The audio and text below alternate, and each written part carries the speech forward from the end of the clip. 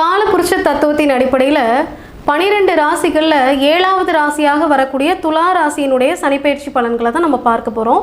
இப்போ இந்த துலா ராசி அப்படின்னு சொல்லக்கூடியதற்கு கடந்த 2.5 ஆண்டு காலத்திற்கு என்ன மாதிரியான அமைப்பில் சனி பகவான் பயிற்சியாக இருக்கிறாரு அப்படின்னு நம்ம பார்த்தோம்னா, கடந்த 2.5 ஆண்டு கால பயிற்சி அப்படிங்கிறது 5ஆம் இடத்துல இருந்திருக்கு.